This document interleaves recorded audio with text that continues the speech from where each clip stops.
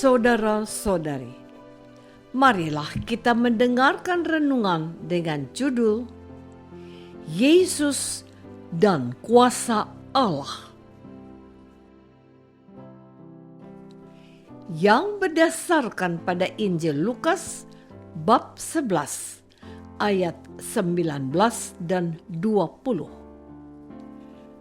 Jadi, jika aku mengusir setan dengan kuasa Beelzebul, dengan kuasa apakah pengikut-pengikutmu mengusirnya?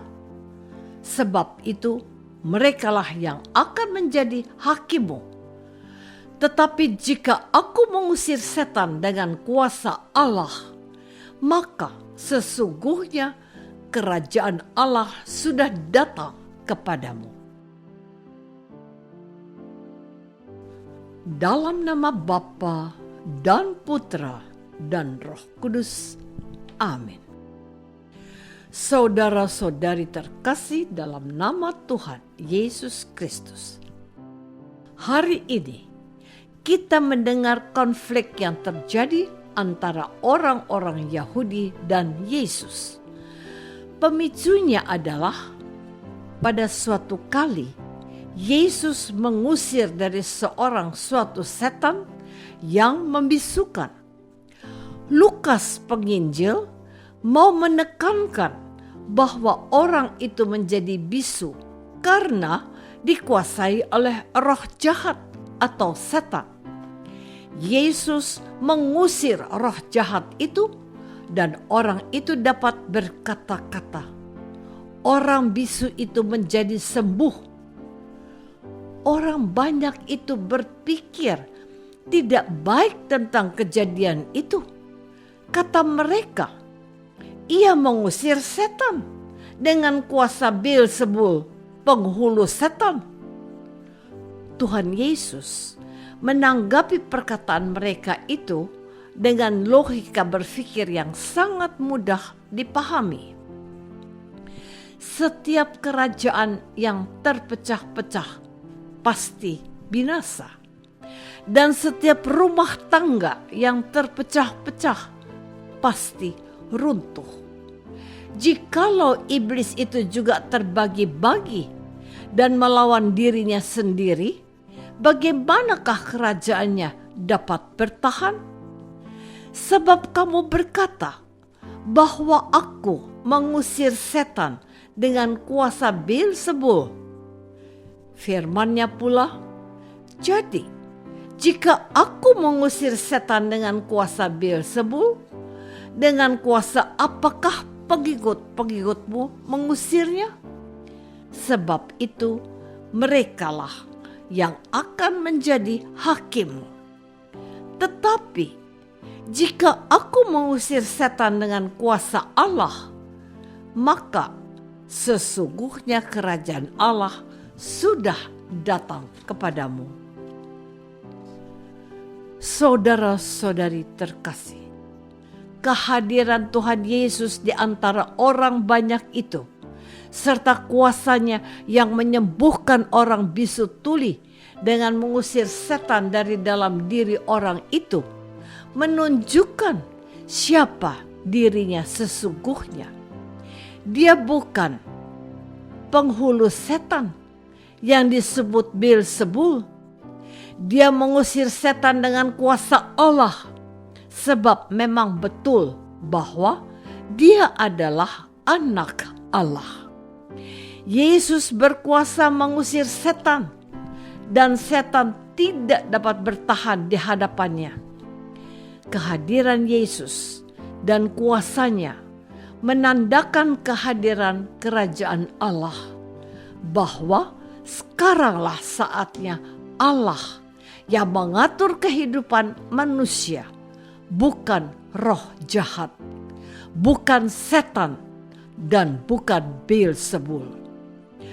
Tuhan Yesus datang ke dunia ini untuk memulihkan tatanan kehidupan mereka yang penuh dengan kemunafikan dan kepura-puraan serta dusta dan dosa, supaya mereka bertobat dan mengandalkan Allah saja. Saudara-saudari terkasih, kita masih berada pada masa Prapaskah. Kita sedang menjalankan masa retret agung dan melakukan olah kesalehan, yaitu dengan melakukan puasa dan pantang, doa dan mati raga, serta melakukan sedekah, serta memiliki kepedulian kepada sesama yang membutuhkan perhatian kita. Hari ini saya tertarik pada tindakan berkuasa Tuhan Yesus yang membebaskan orang yang bisu dari kuasa roh jahat. Tuhan Yesus hadir pada saat yang tepat dan dengan kepedulian yang sempurna. Tuhan Yesus mengetahui dan ia melihat penderitaan orang bisu yang dikuasai oleh setan. Dia langsung bertindak dan mengusir roh jahat itu dan menyembuhkan orang bisu itu sehingga ia dapat berkata-kata. Apa yang lebih baik dan apa yang lebih dibutuhkan oleh seorang yang bisu selain bisa berbicara seperti orang lain? Ingatkah kita pada maksud yang sama yang dituntut Tuhan dari kita agar kita melakukannya seperti yang dibuatnya pada hari ini? Kita harus memberi makan kepada yang lapar, memberi minum kepada yang haus, memberi baju kepada yang telanjang, memberi penghiburan kepada yang kesepian, memberi perhatian kepada mereka yang berada dalam penjara, memberikan rasa peduli yang sesuai dengan apa yang sedang dibutuhkan oleh mereka itu dari kita. Kuasa Allah dalam diri Tuhan Yesus telah melepaskan orang bisu itu dari ketidakmampuannya berbicara. Apa yang bisa kita lakukan untuk orang-orang yang ada di sekitar kita ketika kita tahu mereka perlu dibantu? Saudara-saudari terkasih, saya kenal seorang mu'alaf yang menjadi Katolik, pria yang memiliki hati yang baik dan lembut ini bukan siapa-siapa aku, tetapi dia melebihi saudara kandungku. Aku tidak tahu apa yang membuat dia menjadi begitu Katolik dibanding diriku. Seorang sahabatnya juga berkata kepadaku, orang ini orang yang tulus, dia ikhlas. Hari-hari setelah dia menjadi Katolik, dia terlibat dalam beberapa kegiatan gereja. Dia mau belajar. Yang menarik, dia adalah pribadi yang peduli. Setidak-tidaknya saya mengalami langsung hal itu. Dia berkata, saya tidak ingin mendengar Pak D dan Bu D sakit. Apa yang bisa saya bantu akan saya lakukan. Orang baik itu tidak selamanya, tapi ada batasnya.